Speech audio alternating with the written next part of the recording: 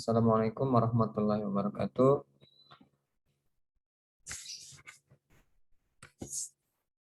Selamat pagi rekan-rekan semuanya pun berada ya.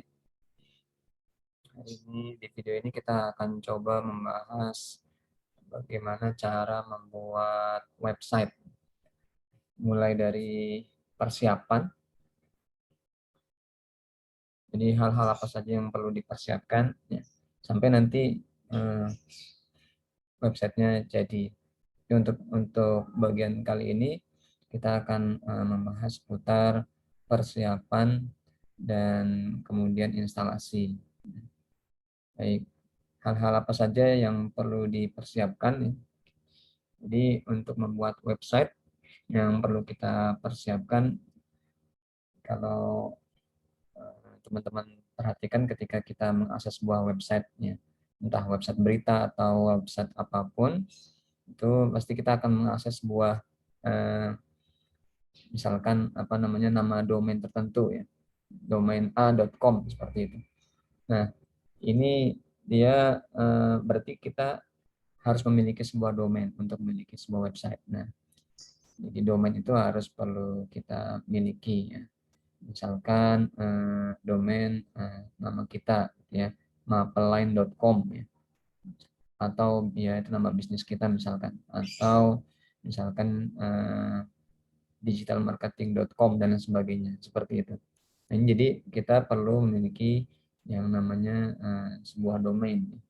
Jadi misalkan saya akses di sini umam.web.id. Nah, ini sebuah domain ya. Ini adalah sebuah domain. Jadi sebuah website itu yang pertama harus memiliki domain. Dan nama domainnya bebas kita memilih ya. Apakah dengan akhiran misalkan contoh .id, web.id ya, kemudian .com ya, dan banyak pilihan lagi yang lainnya. Memang nanti ada beberapa domain yang membutuhkan syarat-syarat tertentu terlebih dahulu ya, misalkan syarat-syarat legalitas seperti contoh domain-domain .oid ya, .co.id, kemudian ada juga misalkan domain kalau lembaga pendidikan ya, sch.id atau ac.id ya, dan lain sebagainya.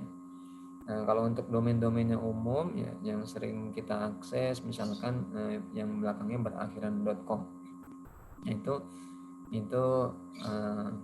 disebutnya sebagai domain. Nah, ini juga contoh, ini domain juga ya. Nah, kita nanti diminta ya untuk membuat website, maka kita harus memiliki sebuah domain terlebih dahulu. Jadi yang pertama kita memiliki sebuah domain. Nah, kemudian yang kedua, domain itu adalah hanya untuk mengaksesnya. Jadi alamat untuk mengakses website kita. Namun untuk menyimpan file-file website tersebut, karena sebenarnya pada dasarnya sebuah website itu sebenarnya dia nanti ketika kita akses, kita sedang mengakses sebuah website yang tersimpan di dalam sebuah komputer ya. Nah, maka nanti file-file ya, konten website ini itu disimpan di dalam sebuah komputer. Dalam sebuah komputer ya. Jadi secara teknis seperti itu. Nah, komputernya itu yang dialamati dengan ini. Jadi nanti ketika kita mengakses domain ini, nanti domain ini akan merefer ke komputer tertentu ya. Dia akan mengarahkan ke komputer tertentu ya, yang di sana ada file-file website kita. Sehingga itu yang disebut nanti dengan hostingnya ya, secara umum hostingnya. Meskipun nanti secara fisik hosting ya, hostnya itu bisa berupa yang umum adalah share hosting. Share hosting itu berarti satu server digunakan oleh banyak domain ya, oleh banyak website yang mengakses itu ya. Karena nanti satu server itu dia harddisknya akan dibagi-bagi ya, sehingga nanti masing-masing website akan diberikan space tertentu ya. Misalkan website A dia 1 giga, website B 2 giga, website C 500 setengah giga saja, seperti itu dan lain sebagainya ya. Jadi gitu. Jadi dua hal yang harus kita miliki terlebih dahulu ketika kita akan membuat website adalah domain dan hosting ya. Meskipun nanti secara teknis hosting itu nanti akan banyak pilihannya. Ada yang disebutnya tadi dengan share hosting ya. Ada juga nanti dengan VPS ya, atau virtual private server. Kalau virtual private server itu dia server virtual ya, server private ya, khusus untuk kita, seakan-akan kita memiliki sebuah server sendiri tapi virtual gitu. Bukan fisik, bukan kita memang benar-benar memiliki komputer sendiri di tempat tertentu, bukan. Nanti ada juga lagi istilahnya dedicated server, ada juga ya beberapa pilihan lain seperti itu ya. Nah itu beberapa pilihan. Jadi dua hal yang perlu kita miliki yaitu domain dan hosting. Nah bagaimana kita menyiapkan ya, domain dan hosting ini ya? Maka mudahnya kita bisa menyewa ya. Kita bisa menyewa domain dan hosting. Domain dan hosting ini umumnya dia kalau domain sendiri dia umumnya disewanya per tahun ya. Nanti kita akan berlangganan, setiap tahunnya akan melakukan perpanjangan. Bisa juga nanti kita langsung 2 tahun 3 tahun ya, sesuai dengan pilihan kita. Begitu juga dengan hosting ya. Namun kalau hosting ini nanti dia bisa misalkan hanya sebulan ya, hanya 3 bulan dan seterusnya seperti itu. Tapi memang biasanya untuk memudahkan pengelolaan lebih baik disamakan ya dengan domain ya, jadi usia disamakan sehingga nanti ketika perpanjangan kita tidak dibingungkan ya untuk reminder perpanjangannya seperti itu. Oke, pertama kita harus menyiapkan domain dan hosting, dan di mana ya kita bisa menyiapkan banyak penyedia domain dan hosting ya, yang nanti mereka akan membantu kita untuk menyediakan domain tersebut ya. Banyak penyedianya. Salah satunya yang mungkin bisa menjadi recommended ya, dan saya pribadi sering menggunakan adalah bisa juga di idwebspace.com ya, idwebspace-nya idwebspace.com. Nah ini nanti akan saya berikan linknya. Coba saya akses ke idwebspace. Kemudian nanti kita di sini membuat membuat account ya. Kita membuat account. Silakan nanti akan membuat account di sini. Bisa akses ke client area ya. Nah, di sini login client area.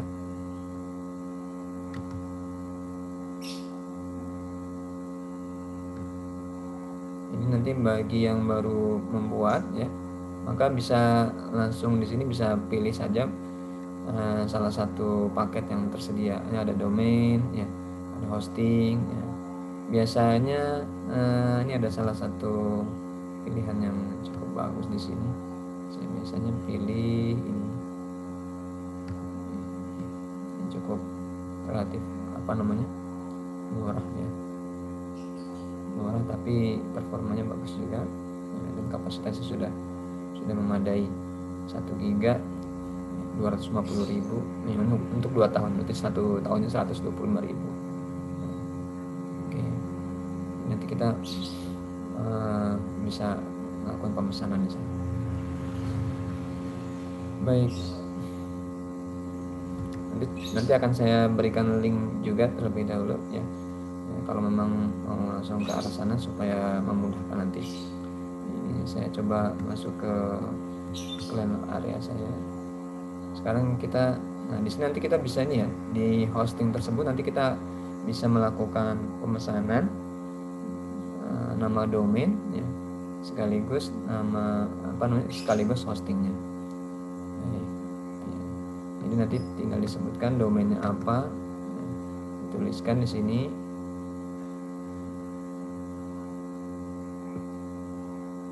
Domainnya apa, tuliskan. Ini pilihannya ya. Pilihannya mau domain apa, .com, .net, .org ya.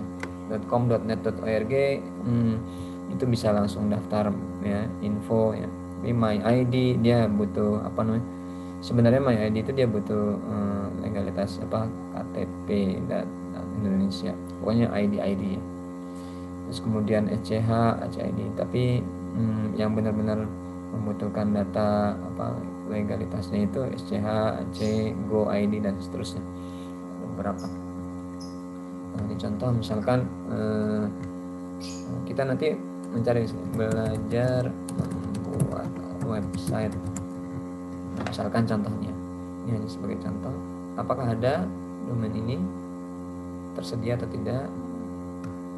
Oh maaf, belajar membuat website.com sudah didaftarkan. Nah ini berarti kita tidak bisa membeli ini lagi gitu ya, karena ini sudah dimiliki oleh orang lain, oleh pihak lain. Jadi kita nanti kalau dia masih tersedia, dia akan ada informasi di sini tersedia dan warna hijau. Coba kita tambahkan ya, hanya untuk tes saja seperti ini. Nah ini ya, selamat belajar membuat website pribadi.com tersedia. Ini contoh. Oke ya. Ketika nanti kita sudah membeli domain ya, kemudian kita sudah menyiapkan hostingnya, nah, maka selanjutnya kita akan melakukan instalasi. Baik, saya akan mencoba salah satu domain dan hosting yang saya miliki untuk melakukan instalasi. Oke, saya akan coba ini.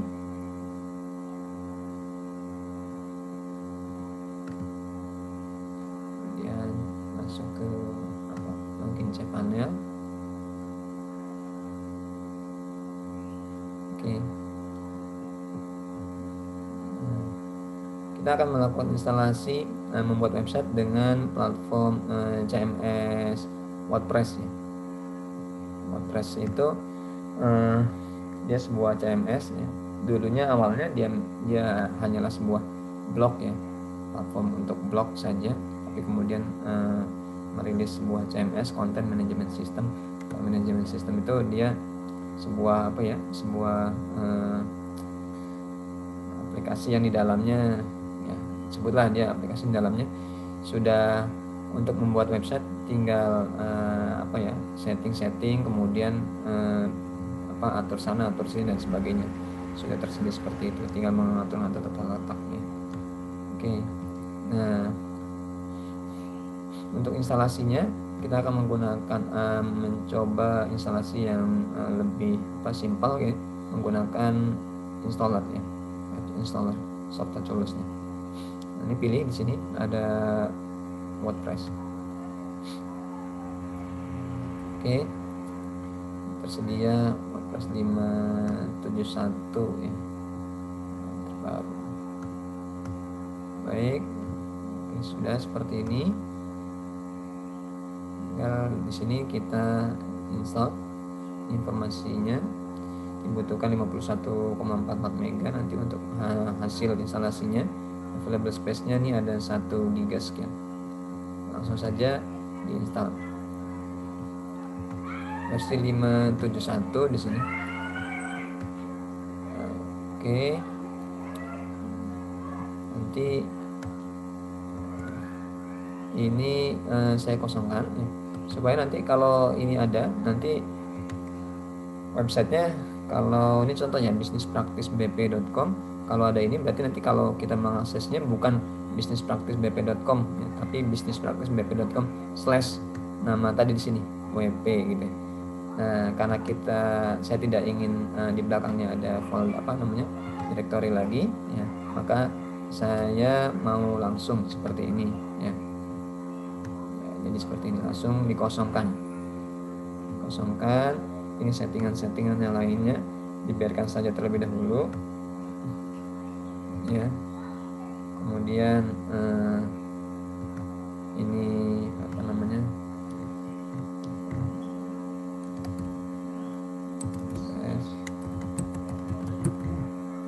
cobaan ya, contoh ya, passwordnya dituliskan.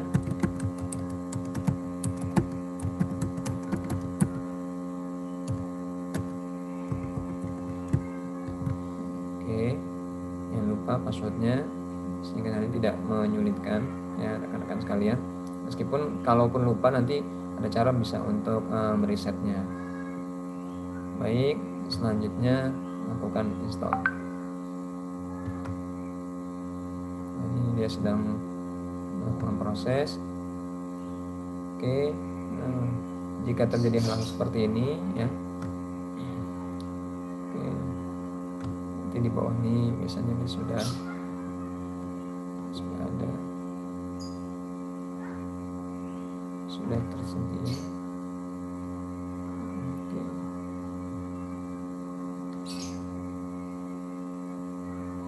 Berarti kita perlu menghapus apa namanya, menghapus terlebih dahulu yang sudah terinstall ya.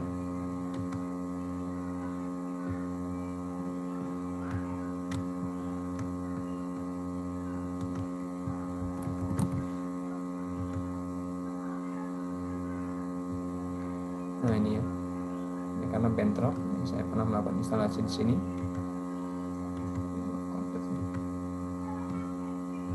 Saya hapus.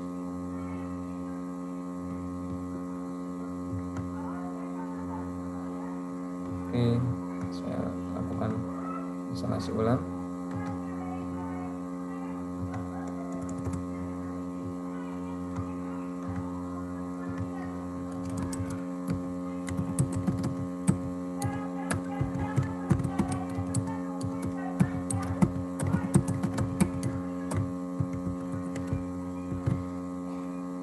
Baik, selanjutnya silakan diinstal.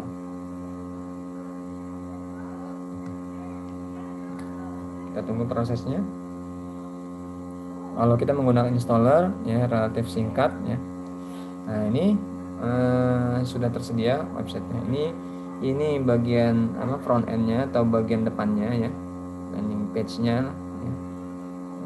Kalau kita akses ini akan terbuka. Nah ini kita terlihat bagian depan sudah jadi ya. Kalau dari sisi instalasinya sudah jadi, sudah tersedia. Nah, ini bagian backendnya, tempat kita nanti akan melakukan pengaturan tampilan ya, layout dan sebagainya.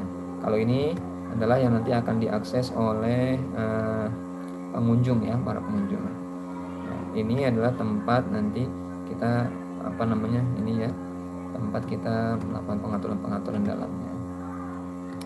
Baik ya, untuk tahap awal kita ini sudah apa namanya, sudah tersedia websitenya, sudah berhasil melakukan instalasi. Nanti kita akan masuk ke apa namanya, pembahasan berikutnya, yaitu bagaimana nanti melakukan pengaturan lainnya. Baik, demikian rekan-rekan sekalian, semoga bermanfaat apa yang kita bahas kali ini. Dari saya cukup sekian, terima kasih.